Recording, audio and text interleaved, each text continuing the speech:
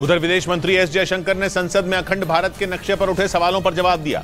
नए संसद भवन में लगे इस नक्शे पर पाकिस्तान, नेपाल और बांग्लादेश ने आपत्ति जताई थी, क्योंकि संसद में लगे इस नक्शे में पाकिस्तान, नेपाल और बांग्लादेश को अखंड भारत के तौर पर दिखाया गया है। लेकिन विदेश मंत्री एस जयशंकर ने दो टूक कहा कि ये तस्वीर सम्राट अशोक महान के साम्राज्य की सीमा को दर्शाती है। अशोकन एम्पायर का डिस्क्रिप्शन, तो इसको मुझे नहीं लगता कि राजनीतिक विषय बनना ही चाहिए। इस दौरान एस जयशंकर ने पाकिस्तान पर निशाना साधा कि उसके पास समझने की शक्ति नहीं है। इससे पहले पाकिस्तान ने इस नक्शे पर नाराजगी जाहिर की थी। वहीं नेपाल और बांग्लादेश ने भी इस पर सवाल उठाए थे।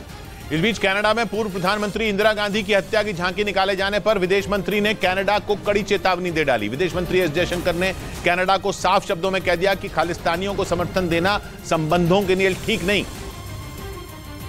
क्योंकि कनाडा के ब्रैम्पटन में 4 जून को पूर्व प्रधानमंत्री इंदिरा गांधी की हत्या की झांकी निकाली गई थी और आरोप है कि ये झांकी खालिस्तान समर्थकों ने निकाली थी।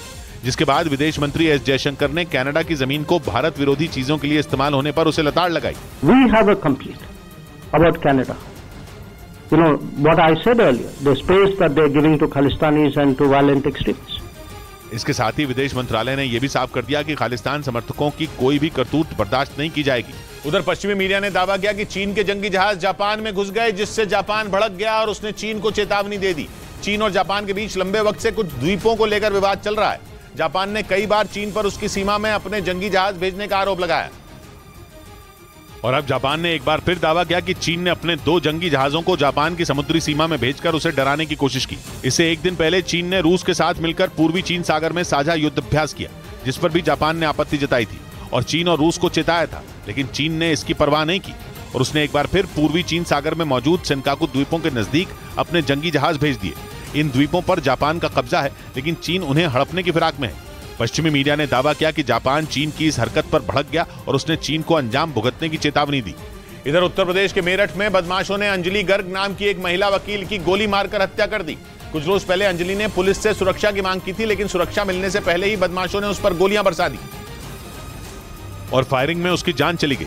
पुलिस के मुताबिक अंजलि गर्ग नाम की महिला दूध लेकर घर लौट रही थी। उसी वक्त बदमाशों ने उस पर गोलियां बरसा दी। मोटरसाइकिल पर आए बदमाश तब तक गोलियां चलाते रहे जब तक अंजलि की जान नहीं चली गई। खबर है कि अंजलि ने पुलिस को शिकायत देकर ससुराल पक्ष के साथ चल रहे प्रॉपर्टी के विवाद की जानकारी दी थी। मेरठ के जिस घर में बच्चों के साथ वो रह रही थी वो उसके पति का था और पति ने वो घर बेच दिया था।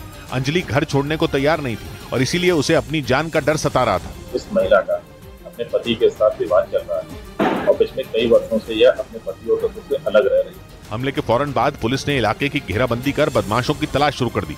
इस बीच मध्य प्रदेश के जबलपुर से हैरान कर देने वाला एक वीडियो सामने आया। वहां एक आदमी पर कुछ बदमाशों ने ताबड़तोड़ गोलियां चला दी, लेकिन उसने भागकर अपनी जान बचा ली। बताया गया कि उन बदमाशों का उस आदमी से कोई पुराना विवाद था, जिसकी वजह से उन्होंने उस पर गोलियों की बौछार कर दी, लेकिन उसने किसी तरह भागकर अपनी जान बचा ली। इस घटना का जो सीसीटीवी वीडियो सामने आया उसमें बदमाश हाथों में पिस्तौल लेकर उस आदमी का पीछा करते दिखाई दिए, जबकि अपनी जान बचाने के लिए वो आदमी आगे आगे भागता नजर आया। कुछ दूरी तक भागने के बाद वो एक दीवार के पास जाकर रुक गया, जिसका फायदा उठाकर उन बदमाशों ने उसे चारों तरफ से घेर लिया और उस पर गोलियां दागनी शुरू कर दी। लेकिन उस आदमी ने इस तरह से अपना बचाव किया कि उसे एक भी गोली नहीं लगी और अपनी जान बचाकर वो वहां से भाग गया।